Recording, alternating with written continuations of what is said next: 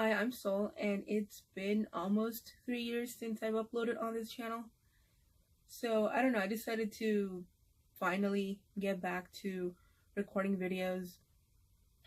But the first video I thought I'd record to get people to know me a little bit better, or know a little bit more about me, I should say, is the VIP or Visually Impaired Persons Tag or Visually Impaired People Tag. This was created by ChattyChelby a while ago.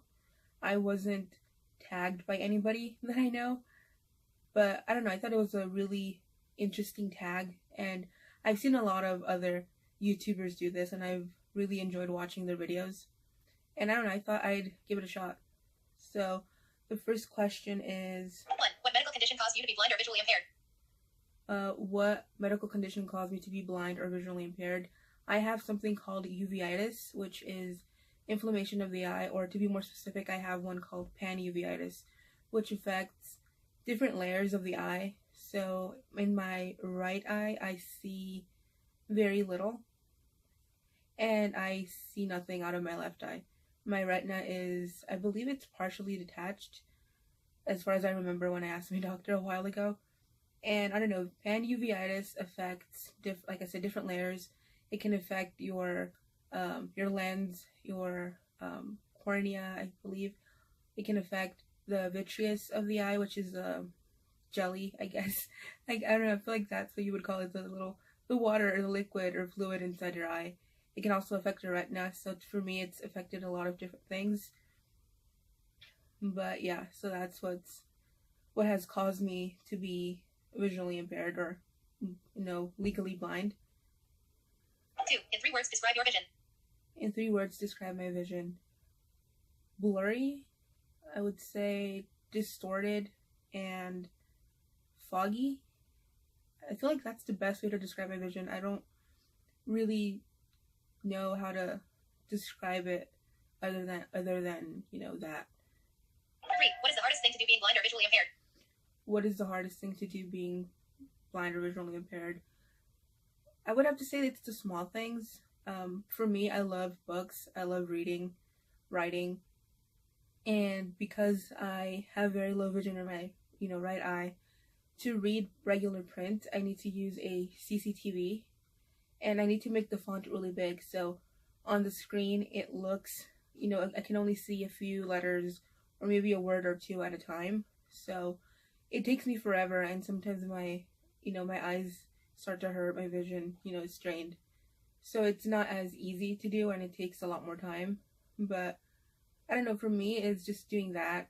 Writing, I've always liked the act of, writing with, pen or pencil on a notebook or papers, but now it's harder to do that. So I would say that, I don't know, I miss being able to just grab a book and just sit anywhere. If I wanted to sit outside, I could, and just read. And I could probably still do that, but it would just be harder, and it would just be more of a challenge having to use the CCTV or like a magnifier, which would probably cause me to get really bad headaches. And also Braille, but Braille, it takes me so long to read because I'm not a very, very fast Braille reader. But I don't know, it's just that, and it doesn't, it's just from time to time I'll think about it, but it's usually that, or like I can't drive. But other than that, it's nothing. I think I've gotten, used to having, very little vision. 4. What is the best part of being blind or visually impaired? The best part of being blind or visually impaired, I would have to say learning Braille. I started learning Braille when I was 13. And that's when my vision kind of took a turn for the worst. And I don't know, I really enjoyed learning Braille. I mean, I can read in the dark if I wanted to. I can write in the dark. I just think it's so fascinating how you can literally make words and, letters with, little raised bumps. And then I remember when I started learning Braille, it was, I was, like I said, 13. And during that time, I was really into Hannah Montana, and I remember my teachers would, or my Braille teachers would Braille lyrics from her music, or from the show, and I would learn Braille or practice it that way by reading the lyrics to the songs. Another one is just learning how to do things with little to no vision. And it's something that you don't think you can do until you do it, and then it's almost kind of like, wow, like it's, I don't know how to explain it, but it's, I don't know, I like the fact that I can do that. 5. What question do you get asked the most about or because of your vision? What question do I get asked more about my vision or because of my vision? I feel like I keep wording it wrong after listening to the talkback. I believe when I was younger, I think it used to be, is there any surgeries you can get to help you see better or see? And my answer right now is, if they ask me, it's 7. I've had 7 surgeries, and they basically just help to keep my eyes stable. I had different types of procedures done, and sometimes they don't really help with my vision, but they help kind of keep my vision from getting worse, or at least stabilize my eye enough so my vision won't get worse. 6. Do you have a cane, guide dog, or neither? 6 is, do I have a cane, guide dog, or neither? I use the cane. I've used cane since I was 13, 14. Well, I got my cane when I was 13, and I didn't really want to use it. But then I believe I had an eye surgery, and I couldn't really see anything for like a month. So using my cane was kind of a safe, thing to do. And then I just got used to it. So I don't know, I would say cane. Eventually in the future, I would love to get a guide dog. But yeah, for now, I just use a cane. 7. What one piece of advice would you give someone who is losing, going to lose, or has lost their vision? What one piece of advice would I give someone who is losing, has lost, or is going to lose their sight or vision? I feel like I keep wording these questions wrong.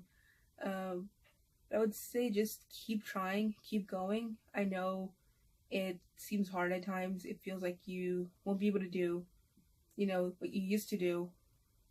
But I've been there. I know it's not easy. Sometimes I didn't want to keep going. I felt like I wasn't going to be able to do anything. I would cry a lot. And sometimes I still have those days where it gets frustrating, but it's nowhere as bad as it used to be. So I think my advice would be just keep on trying, just one foot in front of the other, and you can do it. You don't, it takes a while. You're not going to learn everything, that you see, other YouTubers who are visually impaired or blind doing, it takes a while, but before you know it, you'll be able to do it. So just, just little by little, just keep on going, keep on trying. 8. What one piece of advice would you give a sighted person when interacting with someone who is blind or visually impaired? What one piece of advice would I give someone sighted who's interacting with a blind or visually impaired person is just ask. I feel like that's just the simplest way I can word it. If you see someone that you think needs help, just, go up to them nicely if you want to help, and, ask them if they need help. Don't just go and grab someone or assume they can't do something, or, just, like I said, just ask. 9 is, why did I join YouTube? Originally, I joined YouTube because of BookTube back in 2013, I believe. I think it was February, if I remember correctly. And like I said, I would just make videos about books and, book hauls, book reviews. But I was never consistent. I would always stop, and then I created a new channel, and I would start and then stop. I would never, keep uploading, for a while. I would always stop. And then, I stopped 3 years ago, and I kept saying I would come back and, record videos, and it never happened. And then lately I've been watching and then getting more involved in the blind and visually impaired community on YouTube. And I don't know, it just seemed like fun. Like I could get to know more people and just, learn more things and get to talk to more people who are going through things similar to me. So I don't know, that's, I guess, the reason why I joined YouTube. And hopefully along the way I can maybe help someone who's going through a tough time, or I don't know, hopefully if I help one person, I feel like, it was worth, joining YouTube. 10. What 3 people do you tag? And the last question, which is 10, is, what 3 people do I tag?